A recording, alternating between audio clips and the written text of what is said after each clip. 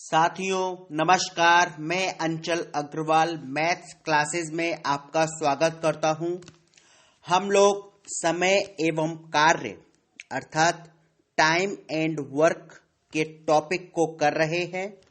उसी क्रम में यह पार्ट 4 है।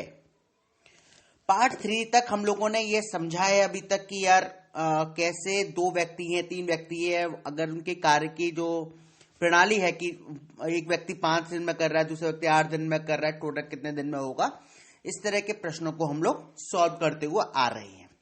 राइट, चलिए उससे पहले जो अपना प्राइमरी चल रहा है कि हम थोड़ा सा आगे के टॉपिक के बारे में थोड़ा फॉर्मूला समझ रहे हैं, उसको कर लेते हैं। देखिए, जो सर्कल होता है, वृत्त होता है, उसका जो व्यास होता है, व्यास को आप ऐसे समझिए बस अभी सबसे बड़ी जो जीवा होती है वो व्यास होती है। जीवा क्या होती है समझिए, एक जो वृत्त होता है वो एक घेरा होता है। राइट, कोई भी एक गोल घेरा आपका वृत्त हो गया। राइट, अब वृत्त में जैसे कोई घेरा बना हुआ है, तो अगर आप कोई भी दो साइड को मिलाएंगे, समझे, तो एक आपकी जीवा तैयार होगी। ठीक, भाई वृत्त का कोई कॉर्नर तो है नहीं है, तो आप कहीं से भी कहीं को मिला सकते हैं।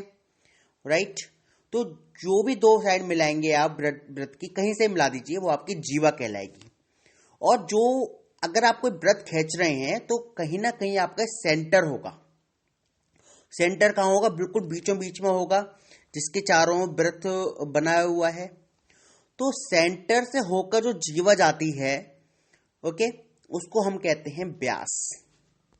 ठीक, वृत्त का व्यास, और तो वृत्त का जो व्यास होता है वो त्रिज्या का 2 गुना होता है। मैंने आपको त्रिज्या बताई थी पहले। त्रिज्या क्या होती है समझिए अब, कि जो सेंटर है आपका वृत्त का, सेंटर से अगर आपने कोई भी एक रेखा खींची जो कि वृत्त को कहीं भी टच कर रही है, राइट, तो वो उसकी दूरी हो गई, अर्थात उसको हम बोलते हैं त्रिज्या। तो सेंटर से वृत्त तक की दूरी को हम बोलते हैं त्रिज्या। और यदि हम इसी त्रिज्या को आगे पूरा बढ़ा दें, जीवा बना दें, अर्थात वृत्त को 2 बिंदुओं पर छुड़ा दें, तो हमारा वो हो जाता है व्यास, अगर केंद्र से होकर जा रहा है तो। ठीक है, ऐसी जीवा जो केंद्र से होकर नहीं जाती है वो केवल जीवा कहलाती है। आगे हम बात करेंगे। अभी बस आप ये समझिए कि जो वृत्त का जो व्यास होता है वो त्रिज्या का 2 गुना होता है। व्यास को हम d से डिनोट करते हैं। d, ABC के बाद जो d आता है, d is equal to 2r। r मैंने आपको बताया था रेडियस, त्रिज्या। ठीक है, तो d is equal to 2r। तो आज के लिए ये वाला इतना ही। अब हम लोग टाइम एंड वर्क पर आते हैं। चलिए एक प्रश्न को हम लोग करते हैं। ये वैसा ही प्रश्न है लेकिन थोड़ा सा घूम जाएगा। जो अब तक करते आ रहे हैं टाइम एंड वर्क में, उससे थोड़ा सा चेंज हो जाएगा, अदरवाइज रिदम जो है वो एक ही रहेगी। समझिए, A, B और C किसी काम को एक साथ मिलकर 10 दिनों में समाप्त कर सकते हैं। बहुत आराम से प्रश्नों को समझिएगा। A, B और C किसी काम को एक साथ मिलकर 10 दिनों में समाप्त कर सकते हैं, जबकि A और B उसे 15 दिनों में समाप्त कर सकता है। तो C अकेले कार्य पूरा करने में कितना दिन लेगा? समझिए प्रश्न क्या कह रहा है कि A, B और C आपके 3 व्यक्ति हुए। ओके, और वो यदि किसी काम को कर रहे हैं तो वो 10 दिन में मिलकर उस कार्य को समाप्त कर सकते हैं। तो अब वो आगे कह रहा है कि A और B यदि काम करें तो 15 दिनों में समाप्त कर सकते हैं। तो अकेला अगर C कार्य करे तो वह कितने दिनों में कर लेगा? थोड़ा प्रश्न को समझने की कोशिश कीजिए कि यहां क्या दे रहा है।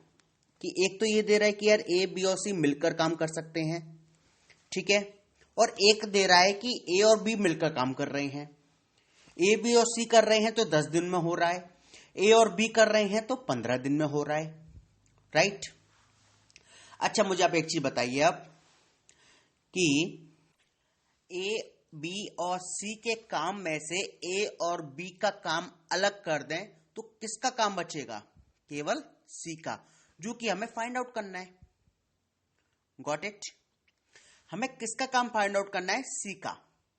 और हमें ए बी सी का तीनों का काम मालूम है, ए और बी का काम मालूम है, तो केवल सी का ही तो रह गया। ओके, तो हम क्या करें? 10 में से 15 घटा दें या 15 में से 10 घटा दें? नहीं।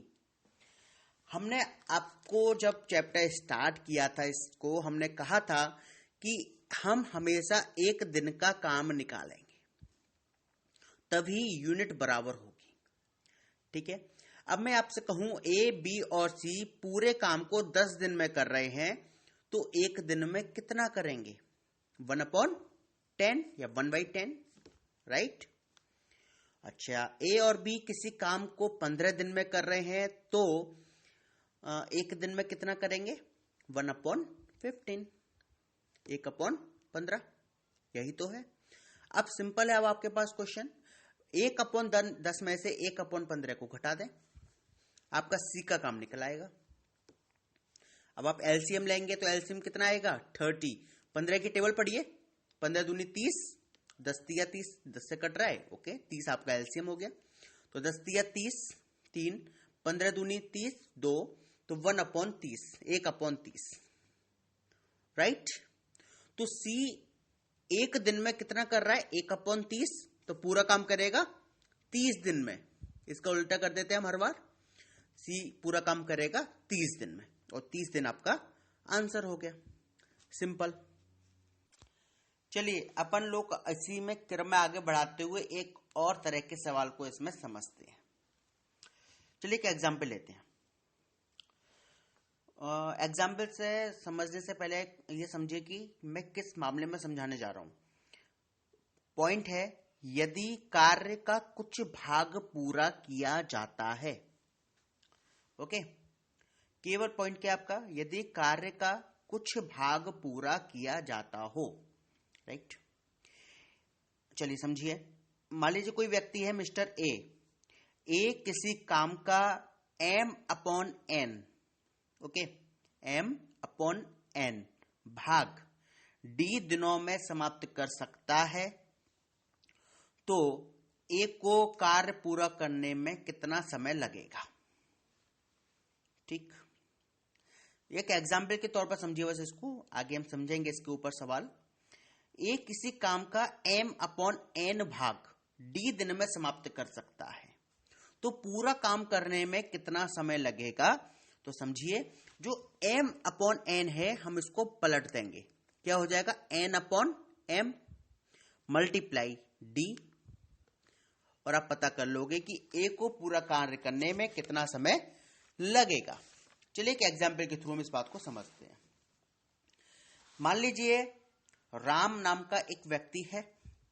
राम किसी काम का 1/4 1/4 पार्ट 4 दिनों में समाप्त कर रहा है।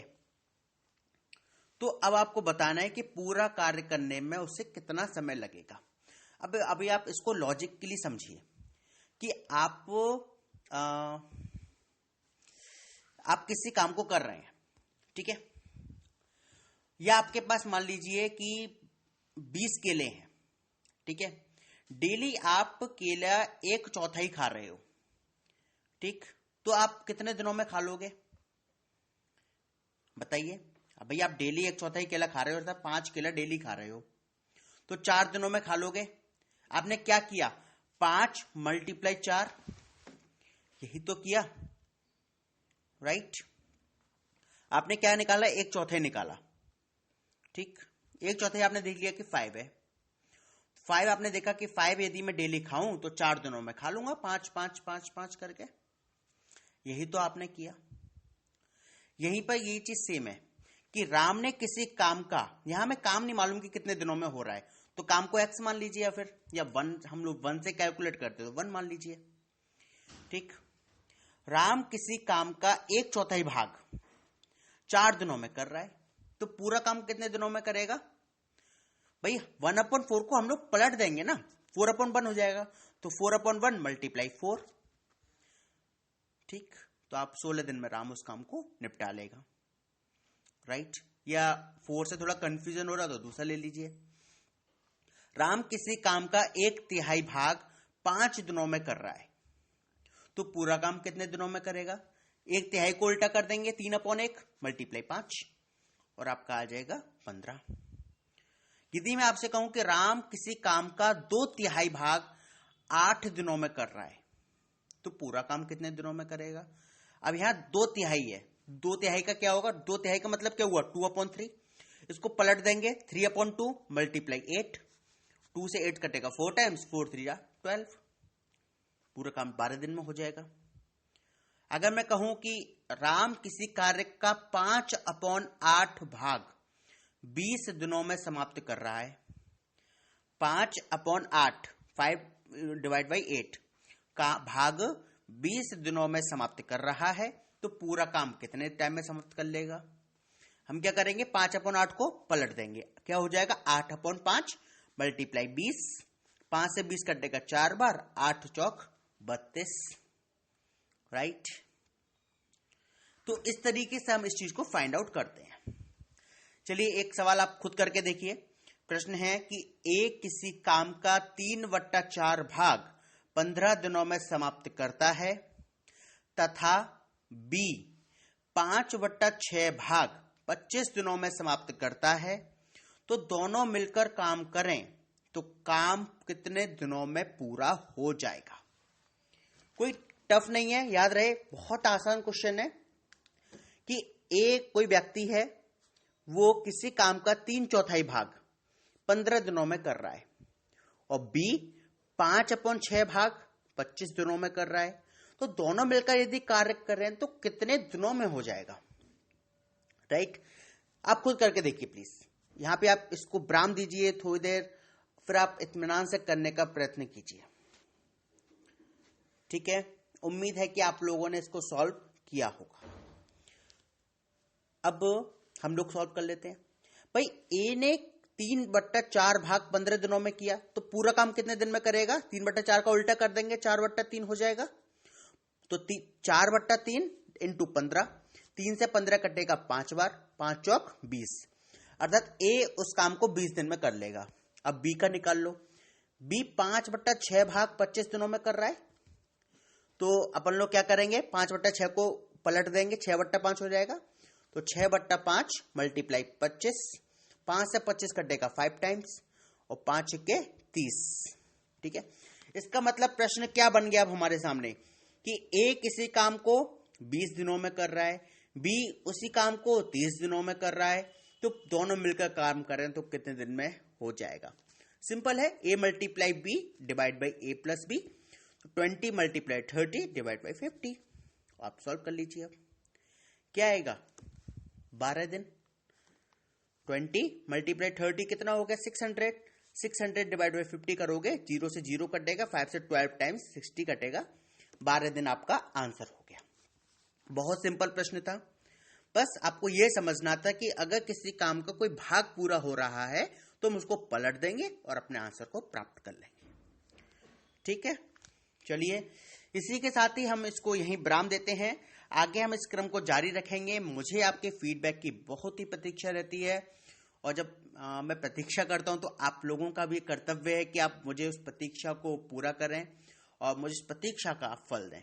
मुझे निश्चित रूप से बताएं जो आपको और लगता है कि हमें ये कोई और टॉपिक समझ में नहीं आ पा रहा है, आप उसको फिर बताएं। I will try my best to solve your queries. Okay, मैं आपसे बार बार एक चीज बोल रहा हूं, एक कोई भी बुक लीजिए, उस बुक से आप प्रश्नों को सॉल्व कीजिए। ओके, अच्छा एक और चीज है कि कुछ लोगों ने मुझसे कहा है कि उनके पास ऐसा कोई व्यक्ति नहीं है जो उनको बुक से कोई क्वेश्चन पढ़ के बता दे। चलिए, हो सकता है कि उनकी बात पूरी तरह से सही हो, कि उनके आसपास ऐसा कोई व्यक्ति ना हो। ठीक है, लेकिन आप सब लोग एक ग्रुप में जुड़ते हैं। ओके, तो क्या आप किसी एक व्यक्ति से, जो मान लीजिए कि मैं हूं और मेरे पास एक ऐसा व्यक्ति है जो कि क्वेश्चन को पढ़ सकता है, ओके, तो क्यों ना मैं उससे उस प्रश्नों की रिकॉर्डिंग करवा लूं और उस रिकॉर्डिंग को दूसरे व्यक्ति को दे दूं जिसके यहाँ कोई नहीं है जो बताने वाला, प्रश्नों को पढ़ के बताने वाला। क्या हम लोग एक दूसरे का कोऑपरेट नहीं कर सकते? सोच कर देखिए कि यदि आपके पास कोई सुविधा है तो दूसरों को प्रदान कीजिए और तभी जाके हम लोग एक दूसरे का हाथ थामते हुए आगे बढ़ सकते हैं। अगर आप ये सोच कर चल रहे हो जरा भी कि नहीं मुझे मिल जाए उसके बाद मैं नौकरी लेकर निकल जाऊं, ऐसा पॉसिबल भी नहीं होगा, क्योंकि किसी को उतना नहीं मिलेगा जितना वो सोचकर बैठा हुआ है, पर हाँ उतना सबको मिल जाएगा जिसके नाम पर लिखा हुआ है। आपको ट्राई करना है कि आप एक दूसरे की मदद करें। याद रहे, जब तक हम लोग एक दूसरे का साथ नहीं देंगे हम लोग किसी और का साथ नहीं दे पाएंगे, ओके, ना ही हम अपने काम के साथ इंसाफ कर पाएंगे। एक दूसरे की मदद कीजिए। यदि आपको लगता है कि आपके पास कोई ऐसा व्यक्ति है जो क्वेश्चन को पढ़ सकता है, then please record, please ask him to record. उससे कहिए कि वो रिकॉर्ड करे प्रश्नों को, 5 प्रश्न 6 प्रश्नों को अपनी आवाज में वो रिकॉर्ड करे। आप उस रिकॉर्डेड ऑडियो को अपने उस मित्र को दीजिए जिसके पास क्वेश्चन पढ़ने वाला व्यक्ति नहीं है, और इस तरीके से जो एक श्रृंखला तैयार होगी, आप उस रिकॉर्डिंग को आप ग्रुप में भी छोड़ सकते हो। जो आपके भी ग्रुप्स हैं, व्हाट्सएप ग्रुप हो, फेसबुक ग्रुप हो, आप उस पर भी छोड़ो। इससे आप समझिए कि आपको क्या बेनिफिट होगा। जब आप उस ग्रुप में भी छोड़ेंगे तो आपको नहीं पता ना कि किसके पास अवेलेबल है या नहीं, पर जब आप छोड़ेंगे और बताएंगे कि इसमें कुछ क्वेश्चंस रिकॉर्डेड हैं तो सभी लोगों को वो बेनिफिट देंगे, राइट। तो इस तरह से सब लोगों की मदद कीजिए, तभी हम लोग एक श्रृंखलाबद्ध आगे बढ़ पाएंगे। कोई भी ऐसा व्यक्ति ना रहे जो कमजोर रह जाए, सभी लोग साथ होकर चलें, वो सबसे बेहतर स्थिति है। चलिए इसी शब्दों के साथ मैं अपनी वाणी को यहीं विराम देता हूं। धन्यवाद।